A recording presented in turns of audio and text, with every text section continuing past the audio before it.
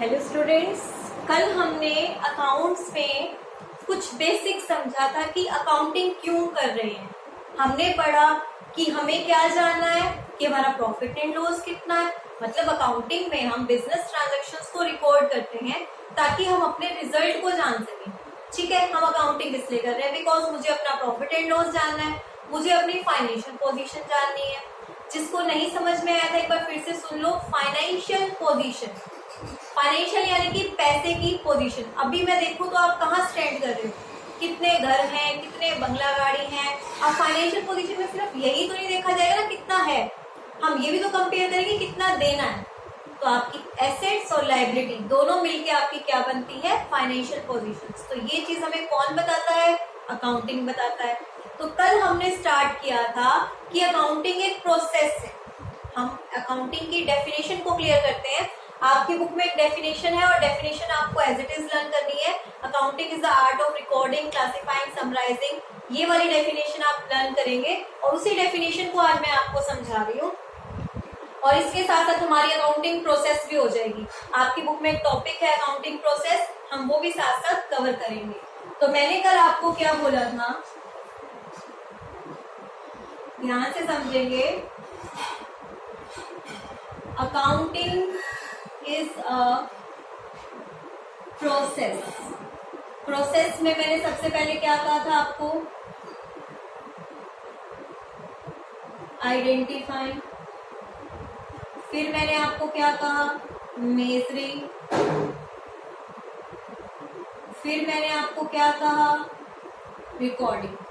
कल हमने यही तक किया था, ठीक है। रिकॉर्डिंग के बाद हमारा क्या कंसेप्ट आता है, accounting is the art of identifying, measuring, recording and classifying. अभी क्लासिफाइंग का मतलब बताएंगे। क्लासिफाइंग के बाद हम क्या करते हैं, समराइजिंग। रिकॉर्डिंग तक हमने किया था, रिकॉर्डिंग के बाद हम क्लासिफाई करते हैं, क्लासिफाई के बाद हम क्या करते हैं, समराइज। और जब समराइज हो जाए तो फिर कम्युनिकेट द रिजल्ट। ये पूरी मिलके, ये स्टेप मिलके आपके अकाउंटिंग की डेफिनेशन को बताते हैं। बेसिकली अकाउंटिंग ये सब मिलके, अकाउंटिंग में हम ये सब करते हैं। आइडेंटिफाई करना है, आइडेंटिफाई आप क्या करेंगे, क्या वो एक बिजनेस ट्रांजैक्शन है, जो भी लेन देन हुई है, आपको क्या आइडेंटिफाई करना है, क्या जो भी लेन देन हुई है वो एक बिजनेस ट्रांजैक्शन है या नहीं है। जब आपने देख लिया, फिर आपको मेजर करना है किसमें, इन टर्म्स ऑफ मनी। अगर मनी की टर्म में है तो मैं उसको रिकॉर्ड करूंगी, वरना नहीं करूंगी। जब मैंने ये देख लिया, yes it was a business transaction, yet we can measure in terms of money, फिर मैं उसको क्या करूंगी, रिकॉर्ड। कल हमने करा था ना, रिकॉर्ड करते हैं हम इसको डेट वाइज, ऑर्डर में। जैसे जो ट्रांजैक्शन होती गई हम उसको रिकॉर्ड करते गए डेट वाइज, ठीक है। अब एक मैंने आपको कल एक बात बताई थी, पर डेट वाइज तो रिकॉर्ड कर दिया। अब डेट वाइज रिकॉर्ड करने के बाद हमें इसे क्लासिफाई करना होता है। क्लासिफाई करने का होता है, मैंने आपको बताया कल, आपने एक ही नोटबुक में सारे नाम लिखे हुए थे, राम, श्याम, राधा, लता, मधु, जो भी था। मधु आती है कि मुझे मेरा रिकॉर्ड बताओ, मुझे तुमसे कितने लेने हैं, तुम्हें कितने देने हैं। तो क्लासिफाई में हम क्या करते हैं, इनका बंटवारा करते हैं। क्लासिफाई में हम क्या करते हैं, बंटवारा। जो भी आपने लिखा है ना उसको बांटना। जैसे अगर राम है, जैसे बंटवारा देखिए क्लासिफाई कैसे करेंगे। राम है तो राम का मैंने अलग अकाउंट बना दिया। अकाउंट टी शेप होते हैं, याद है ना, हमारी अकाउंट्स की फर्स्ट क्लास में आपको बताया गया था। अब राम से रिलेटेड जितनी भी ट्रांजैक्शन है सारी यहाँ पे आ जाएंगी। उसके बाद श्याम, श्याम का भी अकाउंट बन जाएगा। श्याम से रिलेटेड जितनी भी लेन देन है यहाँ पे आ जाएगी।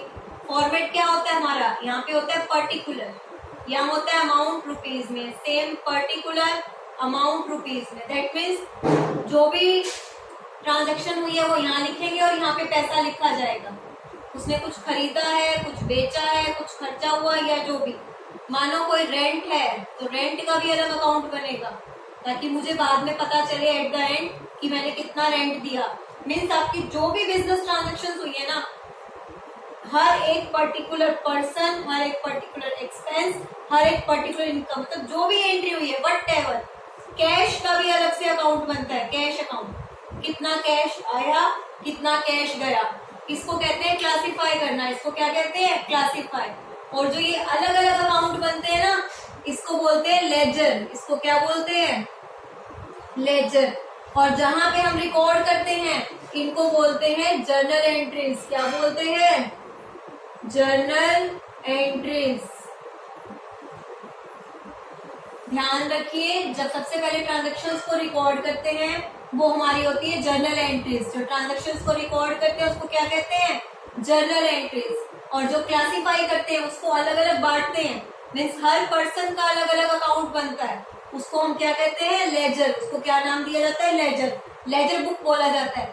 मीन्स आपसे अगर कहा जाए ना भाई अपना डाटा दिखाओ, लेजर बुक लेके आओ, लेजर बुक में हम देखेंगे हर पर्सन का अलग अलग क्या है, ठीक है, लेजर हो जाएगा। लेजर के बाद हम क्या करते हैं, अब लेजर बन गया, चलो ठीक है। अब मेरे को तो ये देखना है ना कि मेरी फर्म क्या कर रही है। ये तो मैंने पर पर्सन बना दिया ताकि पर पर्सन का हिसाब मुझे पता चल जाए, पर अब उसको समराइज करना है। जैसे आप कोई भी इंग्लिश का चैप्टर करते हो, फिर आपके टीचर आपको बोलते हैं ना कि इसकी समरी बताओ, समरी बताते हो ना कि इसमें ये था, कंक्लूजन बताओ, तो सेम यहाँ पे मुझे समरी चाहिए।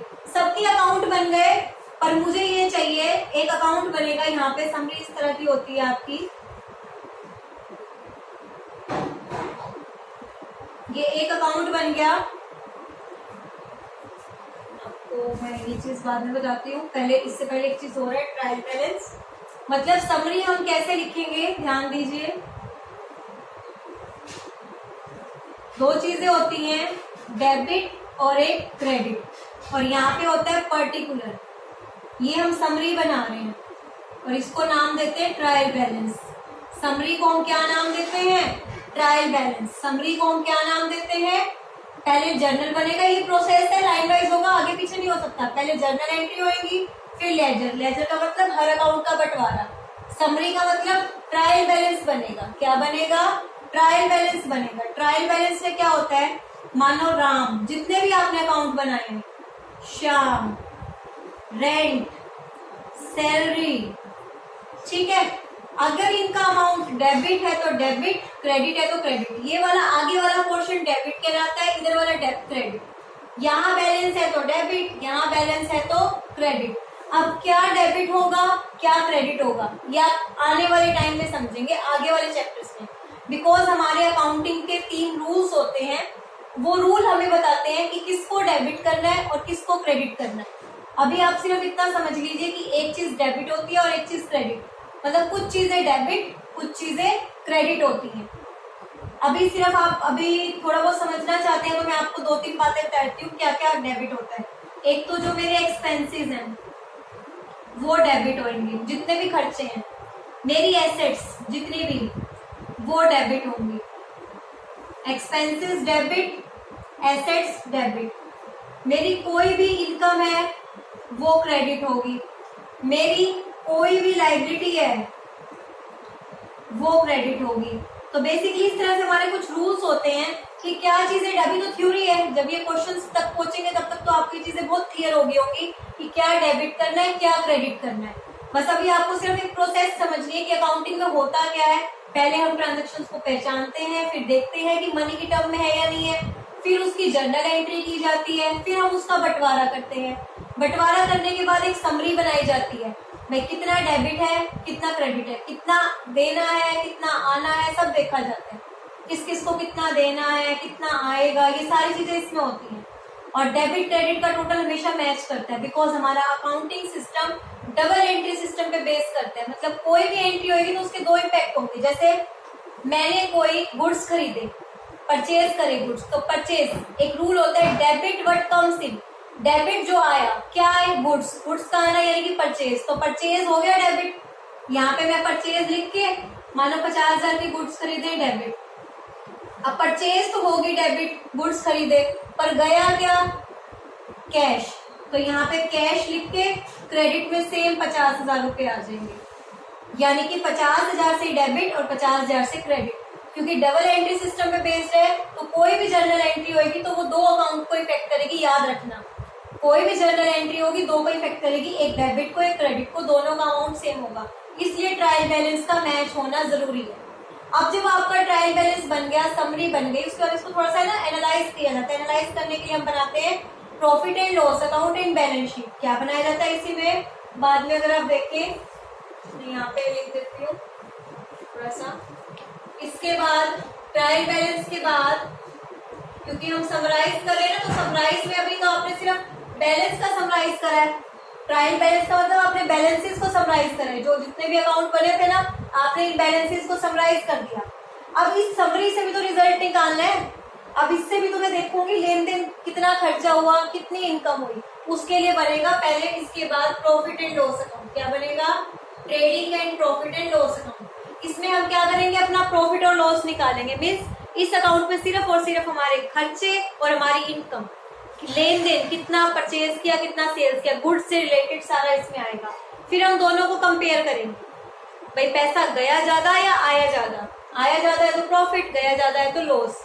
फिर इसके बाद बनाई जाती है बैलेंस शीट। क्या बनाई जाती है, और बैलेंस शीट आपकी बताती है फाइनेंशियल पोजीशन, जो कल हमने डेफिनेशन में किया था ना। क्योंकि अकाउंटिंग की मेन दो पर्पज के लिए जाती है। देखो इतना लंबा प्रोसीजर करके हम एंड में पहुंचेंगे, यहाँ पे ये हमारा एंड होगा।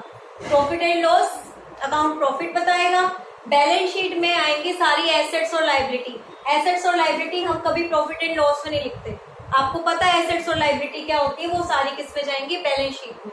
तो वहां से हमारी फाइनेंशियल पोजीशन पता लगेगी, उस बैलेंस शीट के थ्रू कितनी एसेट्स हैं और कितनी लाइबिलिटी है। तो अकाउंटिंग एक प्रोसेस है, वो कैसे आपको समझ आ गया कि अकाउंटिंग में किस तरह से काम किया जाएगा। उसके बाद जब ये सारा काम हो जाएगा, कम्युनिकेट द रिजल्ट। आप खुद सोचिए, आपके स्कूल का रिजल्ट आता है, हम सबको बताते हैं, क्यों, ताकि स्कूल में और एडमिशन हो, अच्छा रिजल्ट देख के और बच्चे आए। तो इसी तरह यहाँ पे कम्युनिकेट किया जाता है आपकी जो भी परफॉर्मेंस रहती है, ताकि आपकी कंपनी में और लोग पैसा लगाएं, आपकी कंपनी के साथ जुड़े, आपकी कंपनी का प्रोडक्ट खरीदें। तो लोगों तक ये इन्फॉर्मेशन पहुंचाई जाती है, बड़े बड़े इन्वेस्टर्स तक इन्फॉर्मेशन पहुंचाई जाती है, ताकि इन्वेस्टर्स आपकी कंपनी में और पैसा लगाएं। तो बहुत सारी चीजें होती है कि हमें कम्युनिकेट करना क्यों जरूरी है। तो ये सारी एक अकाउंटिंग प्रोसेस है। आज हम सिर्फ इतना ही समझेंगे, आपको कुछ भी नहीं करना, जस्ट एक बार ये अच्छे से पढ़ना है। और अकाउंटिंग की एक डेफिनेशन है, accounting is the art of recording, उसको अच्छे से करना है। कल हम कैरेक्टरिस्टिक्स करेंगे, जो कहीं ना कहीं बस इसी बेसिक्स पे, अब जो भी हमारी चीजें होंगी इसी बेसिक्स पे होंगी। आज सिर्फ और सिर्फ हमने एक अकाउंटिंग एक प्रोसेस है क्या है वो पढ़ा। क्लियर है सभी को? तो आप इस डेफिनेशन को अच्छे से करेंगे, कोई भी दिक्कत हो अच्छे से देख लो कि डेफिनेशन को हमने किस तरह से समझा। पहले हम देखेंगे क्या वो बिजनेस ट्रांजेक्शन है या नहीं है, फिर हम देखेंगे वो मनी की टर्म में है या नहीं है, फिर हम उसको रिकॉर्ड करेंगे। रिकॉर्ड करते हैं डेट वाइज, और वो कहाँ रिकॉर्ड होती है, उस बुक का नाम क्या है, जर्नल एंट्री। जिस बुक में रिकॉर्ड होती है उसको कहते हैं बुक ऑफ जर्नल एंट्री। फिर जिस बुक में क्लासिफाई किया जाता है उस बुक का नाम है लेजर बुक। ये बुक्स के नेम है, उस बुक का क्या नाम है, लेजर बुक। इसमें हम क्या करते हैं, हर पर्सन का अलग अलग अकाउंट बनाते हैं। क्लासिफाई होने के बाद हम एक समरी निकालते हैं। समरी एक होती है बैलेंसेस, यानी कि आपके लेजर में जो जो अकाउंट बने हैं उनके क्या क्या बैलेंस यानी कि बचा हुआ। ट्रायल बैलेंस के बाद हमारे बनेंगे trading and profit and loss account and balance sheet. ये दो चीजें हमें एक्चुअल रिजल्ट देंगी जो हमें चाहिए। ये दो वो चीजें हैं जो हमें परफॉर्मेंस बताएंगी। कल हमने कहा ना अकाउंटिंग किस लिए की जाती है, मीन्स ये सारी चीजें करी क्यों जा रही हैं, सिर्फ और सिर्फ रिजल्ट जानने के लिए। वो रिजल्ट आपको यहाँ से मिलेगा। क्लियर है? आज हम सिर्फ इतना ही करेंगे ताकि आपको ये कंसेप्ट अच्छे से समझ आ जाए, फिर हम इसके बाद कल आगे करते हैं। इसको देख लीजिए, अगर कोई डाउट हो तो।